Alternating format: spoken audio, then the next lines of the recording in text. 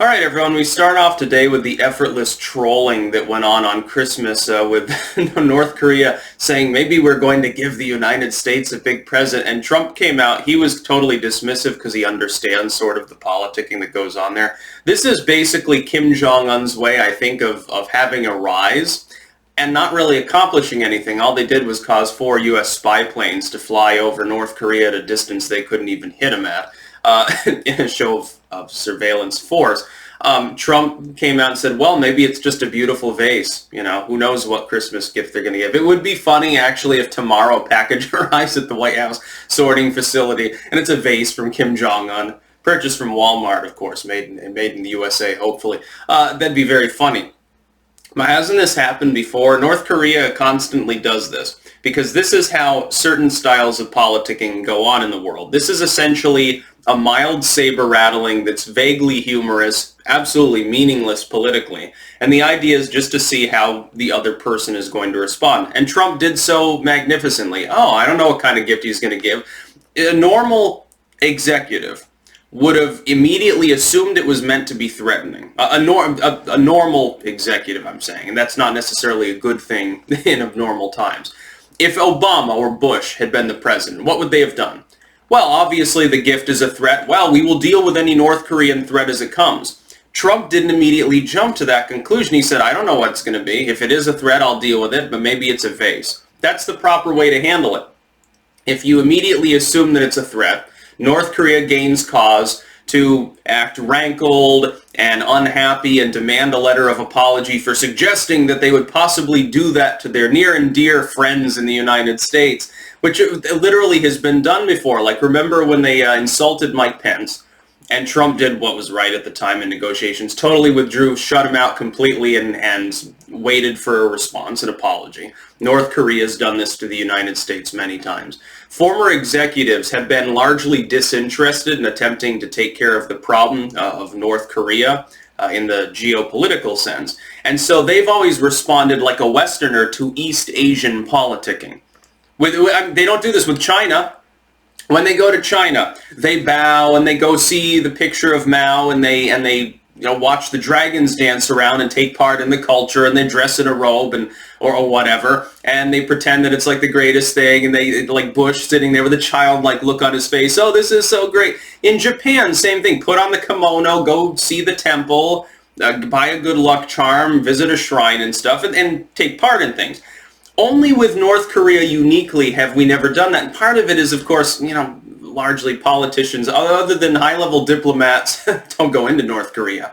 And that's sort of like, diplomat to North Korea. What kind of people do you think get shafted with that position? It's probably not people who are a step away from the president in their inner circle of friends. It's probably that person from high school who got the law degree and it really needs a better job, and it's like, oh, haha, I remember, you were the one that dunked me in the toilet that time. How would you like to be an ambassador? Oh, thank you, oh, I need this job. It's to the DPRK. Oh, where's that? Oh, don't worry, you'll see. You'll get to see it a lot.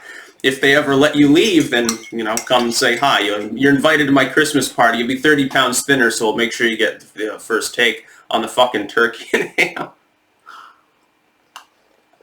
This was effortlessly funny, because Trump is the only one who's sort of wised up to it. And I think there is, I have to say, there's got to be a little bit of a bro-like respect between Kim Jong-un and Trump, because they sort of understand each other. Trump, as a businessman who has worked in Asian countries many times, as opposed to what's Obama? Obama was a community organizer. When he held court politically with anyone, it was like Western Europeans or Canadians or whatever, maybe from Oceania, people from the English-speaking or developed world.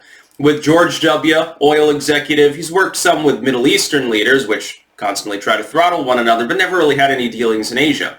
Trump disproportionately has been invested in East Asia, China and Japan and places like this. He understands, therefore, more the culture. When people think he comes off as piggish or big-headed or whatever, a lot of that's just persona, and part of that is politicking. This is literally the way most of the world conducts its politics. In most of the world, you don't show up and you don't bow, you don't shake hands and give reverence and say nice things about one another. You are more cold, you take a step back, and you hold yourself aloof. You don't insult, You show basic dignity and respect, but one thing is you need to be respected as well.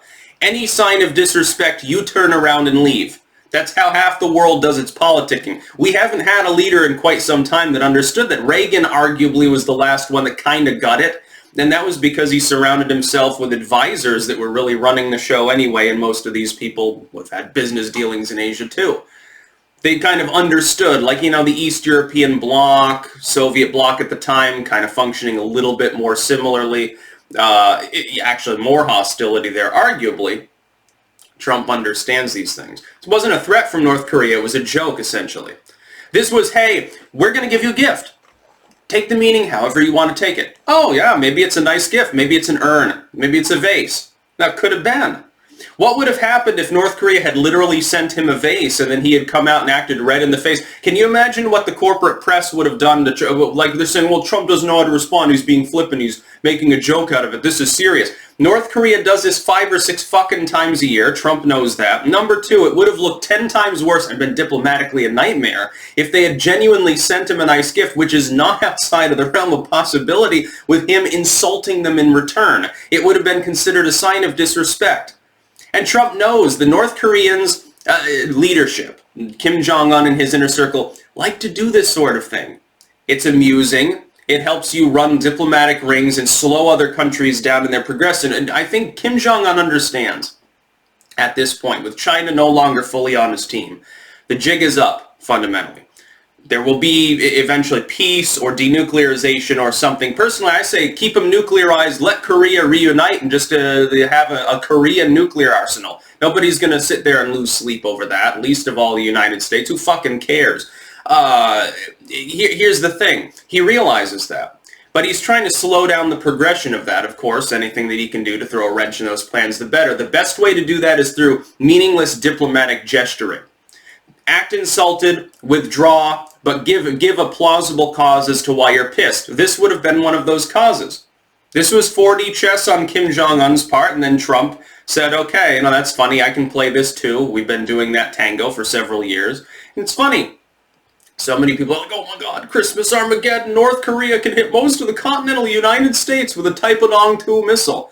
Without a nuclear payload, so it's not clear what good it would accomplish. Bioweapon maybe. Yeah, okay, they've got 10,000 gallons of botulism, just like Saddam Hussein. Again, I'm not going to lose any sleep at night over North Korea because it's not a credible threat. The technology, the manpower, the overall military capability is just not first tier, with the exception of their enormous submarine fleet that's capable of idling around in a stealth mode because they're diesel-based. Okay, that could be formidable. The Pacific Coast could be fucked by such a thing. For the rest of us, largely North Korea is not, it's China is the main threat. China's attacks on our economy amount to the bombing of a good-sized city every month anyway. When you think about all the stealing of proprietary software and patents and designs and so forth, breaking into encryption and trying to steal money, stealing trade secrets, military secrets, crippling U.S. sites, causing infrastructural damage and so forth. Tax on our allies' industry and so forth. Now, it's got to be many billions of dollars a month that China's squirreling away, and yet we're sitting there worried about North Korea developing, weapons that we had in the early 50s. I just think that the threat is disproportionate to the perceived threat. And this was obviously a joyful joke. This was a Merry Christmas for Trump, I think. This is fucking hilarious. People were all bent out of shape, and nothing happened. And probably nothing with North Korea will happen. They're corralled largely. China's no longer willing to guarantee their safety, so they've been playing the diplomacy game. There has been, on the ground, between North and South Korea, a great deal of achievement. The repatriation of remains, the removal of minefields, fences, border infrastructure, the stopping of propaganda broadcasts. Pragmatically speaking, between the two Koreas, things are light years better than they were before. They're not perfect. There's still mines there. There's still fences there. There's still guards with guns that'll shoot you if you try to cross. But it's better. It's less of a flashpoint. And this was started by Trump. Make no mistake about it. The president of South Korea and Kim Jong-un have both said he was instrumental in this actually happening. Now it's their job. They're the two Koreas. They manage their peninsula. It belongs to the Koreans. It doesn't belong to the United States. We're just the guarantor propping up the post-Korean War era by happening to back the South Koreans in not wanting to get taken over by communism. Just like China was the guarantor of the DPRK, they've pulled back a little bit. It's become diplomatically difficult for them because they're too busy investing in East Africa to prop up their own ailing industrial sector. They got to drive prices and wages down further in order to keep selling goods to the U.S. Right now, China's ready to implode, dude. Kim Jong-un knows this too. If that were to happen, he'd be fucked. Of course he wants to engage in diplomacy. He doesn't want to be at least an out-and-out hostile enemy to the U.S. if that happens. I think in the next 10 years it's almost certain too. And so Kim Jong-un is setting up for his people and his regime to survive. Well, good on him, and he's wise for doing so. You don't have to like the dude or communism to understand at least he's not insane. He plays insane on TV. Trump does this too, effortlessly. That's about all. Peace out.